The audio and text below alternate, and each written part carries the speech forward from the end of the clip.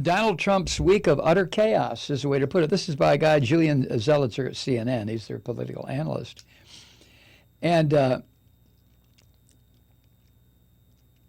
Julian writes that there are a lot of political observers right now who are trying to figure out what Trump's game plan for his re-election plan in 2020, what it's all about. They're trying to figure out what's he going to do. And it's no wonder, because the week just passed was hard to believe. So I'm told. Trump announced that he would support new health care legislation to replace Obamacare, as and then backed away when Congressional Republicans said no. Congressional Republicans are dumb shits. They're jackasses. They're so many of them are Christian hypocrites. But they know, these Republicans, they know that if they come out against Obamacare, against Medicaid extensions, they're fucked. They will not be reelected. That was made very plain in the midterm elections. And even these dumb shit Republicans were able to hear what the voters said. The voters replaced over 40 Republicans with Democrats. And the big issue was health care, health insurance. So the Republicans more or less told Trump that Trump doesn't listen unless something's on Twitter or whatever, or if it comes out of Sean Hannity's ass. But he got the message when the Republicans more or less made it be known on live TV, no, fuck no, don't mess with that, with Obamacare. Call it what you want. Call it Affordable Care Act. Call it Obamacare. Call it peanut butter. We don't give a goddamn. Leave it alone. So, whoosh, went Trump's plan for his beautiful, gold-plated, wonderful, shiny, brand new, smooth-edged, red, white, and blue health care plan, which is nonsense. Such a thing does not exist. These Republican freaks have been trying to destroy Obamacare for 9 years. And it hasn't worked. And it's not going to work. Any more than the attempts by Republicans to destroy Medicare or Social Security or Medicaid, yada, yada, yada. No, not going to happen. Anyway, now, if you remember, a week, 10 days ago, after the Mueller report was completed, Trump supported the full release. Remember that bullshit? Yeah, release the whole thing. Doesn't matter to me. No collusion, no collusion. Yeah, release the whole thing. Well, that evaporated too. He suggested now that he'd like to see it remain private. Because probably what happened, that little shithead who is now the Attorney General probably, got to Trump in the Oval Office and said, hey, listen up. Listen up, Donald. Listen up, Mr. President. That's a little inside joke. Mr. President, listen up. You don't want that report made public. There's some real ugly stuff in there.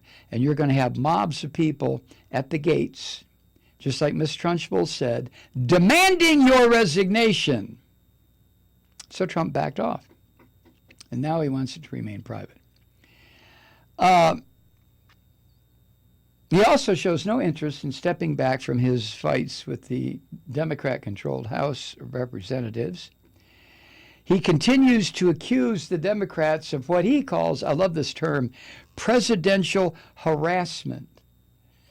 Because they're seeking the Mueller report that was authorized by the U.S. government and paid for by us. It's our fucking report, not Trump's. It's ours. But Trump doesn't get any of this. He's a little Nazi shit whose brain has been eaten by the little Nazi Jew right next to him 24/7, Stephen Miller. That creepy little fucker is so far inside Trump's head that Trump doesn't exist anymore. Not that he did to begin with. But I digress. Presidential harassment, because they want the Mueller report, they want his tax returns, they want testimony about the decisions behind his granting of White House security clearances to his bitch of a daughter and his fuckwad of a son-in-law, two of the most useless offspring of their separate parents ever to crawl and creep and slime their way through the White House. Boy, those two, I'll tell you. Oh, my God.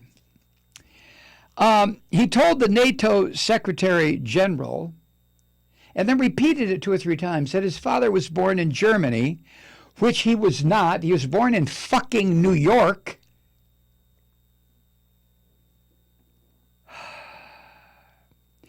And then when he threatened to close our border with Mexico, close a border, that is usually one of the initial acts of war. When you close a border, that's it. After making that bullshit statement,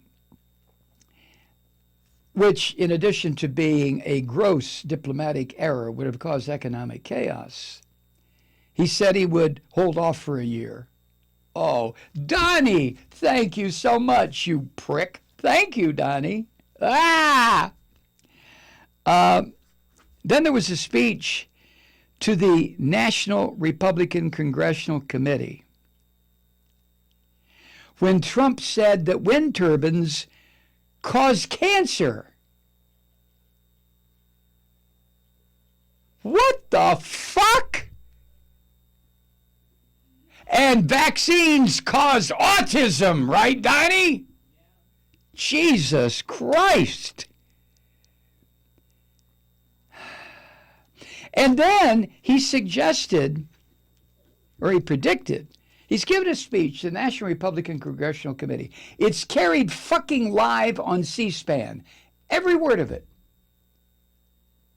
But Trump says that his remarks about wind turbines causing cancer would be leaked. Leaked! It was on live fucking television! He's losing his shit. It's really something to see. This will be a unique experience for America, to watch someone of such a high-profile public position slowly come unwound and go crazy. I know mental health experts don't like me to use the term go crazy. That's exactly what the fuck is happening. And we get to watch it. Not that we want to watch it, but what choice do we have, right?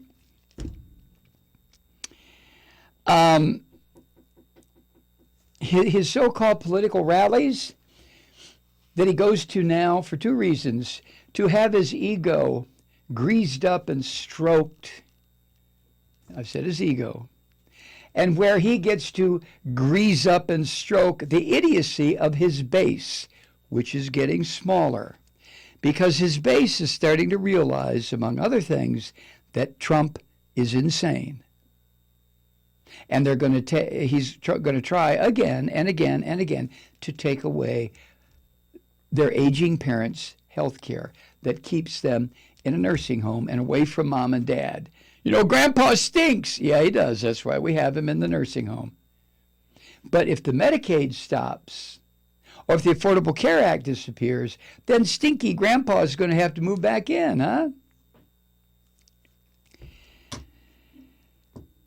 Wind turbines cause cancer. Anyway, his rallies in front of these goose-stepping idiots who still support him have been reduced to a series of one-liners and disconnected rambling and posturing. He still does the Mussolini thing. And have you noticed how much weight he's been putting on? He's not a well man, mentally or physically. I don't give a shit what his Dr. Ronnie, whatever the hell that guy's name was. I don't care what he says.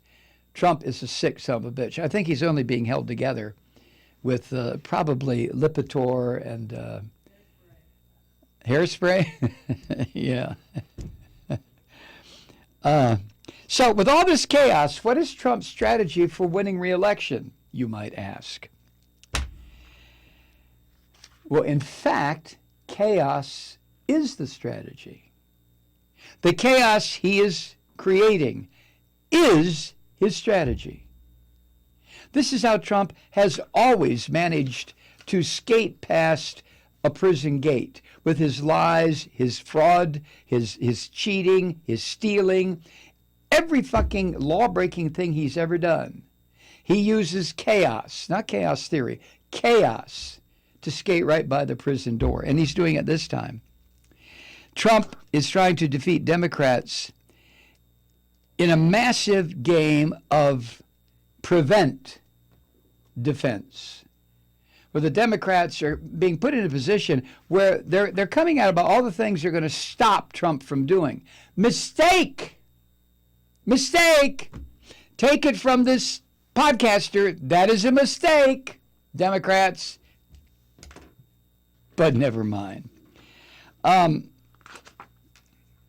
Now, as we all know, Trump has always perceived the news media to be the central arena through which or within which he fights his battles. He always has been an avid consumer of cable. I don't want to call it cable news because it's the Fox sewer, cable bullshit. And he's now a social media fanatic with his tweets and his Twitters and his, Trump has never been and isn't now interested in old-fashioned grassroots political work, organizing, getting re-election campaign offices open around the country. He's not doing any of that. He holds these rallies. And you notice he pretty much goes to the same places every time. And his rallies are just putting on a show for the cameras. So there's nothing of substance in there. And he's putting on a show without even realizing that the people that are in there shouting, and some of these dumb fucks are still shouting, lock her up, or build the wall, or complete the wall, whatever the fuck it is now. But what Trump is missing is a number of those people there. I don't know if it's a majority or a plurality or a minority, and frankly, I don't give a shit. But a huge percentage, let's settle on that, are there for the freak show. They're not going to vote for this fucker again, but they're there for the freak show with their red hats and their Trump digs coal shit and their, women for Trump and all this crazy shit. It's a freak show. It's like, do you watch the morning network television shows, like Good Morning America or the Today Show? Do you watch those? They broadcast from studios in New York or Washington, usually New York. And they're sitting in front of a window. I don't know why they do this. And the window opens out onto Fifth Avenue or 8th Avenue or 42nd Street, wherever the fuck the broadcast offices are. And so passersby, oh, hey, look, a lot. But what happens now, you've noticed this, people stop and they stare in. And as soon as that red light comes on the camera, or as soon as they see on the monitor that the camera angle will include them in the picture transmitted across America, they go fucking apeshit, right? And they hold up these signs, hi, Mom, all this bullshit, and then they go about their business. That's the same thing as with the people who attend these Trump rallies.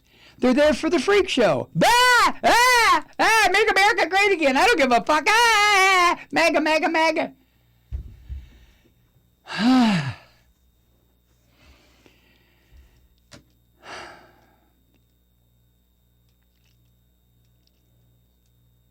Even this ongoing controversy over whether or not the Mueller report is going to be made public continues to push away opportunities for Democrats to have policy discussions that Trump would not be able to participate in because he's such a dumb, ignorant piece of shit.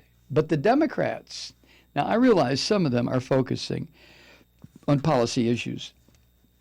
But if any one of these Democratic candidates were to come to me, which they never will, and say, well, Mr. Malloy, what do you think we should do?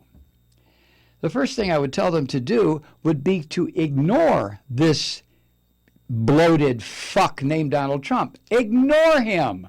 Let him rave, and because when the camera goes on him, when he holds his rallies and he knows it's being televised across the country. That's when he comes up with all this crazy shit. And then Democrats respond to it. Chaos. So what you need to do, Democratic candidates, and thank you for asking me what you should do. What you should do is ignore the son of a bitch, except when it's a huge policy faux pas. Like the other day, was it today? Was it? It might have been today. It might have been over the weekend. He addressed a group of American Jews. I'm not sure what group it was, but it was a politically active group of American Jews. Emphasis not on Jew, on American. A rally, a speech in front of Americans who happen to be Jews. And he said, it looks like your prime minister, Netanyahu, is going to be reelected. Your prime minister? He said this to American citizens. Now, what does that tell you? What it should tell you is that Trump does not have any respect for, nor does he consider them to be American citizens. I'm talking about Jews. Trump doesn't like Jews. The only reason he tolerates his bitch of a daughter's marriage to Kushner is because, well, you know, the Kushners have some money and we can work together maybe. But Trump, I won't call him anti-Semite because so many Jews are not Semitic. He's anti-Jewish. But to say that, and the audience just sat there. I can imagine what they were thinking. Our prime minister? The fuck are you talking about, Trump?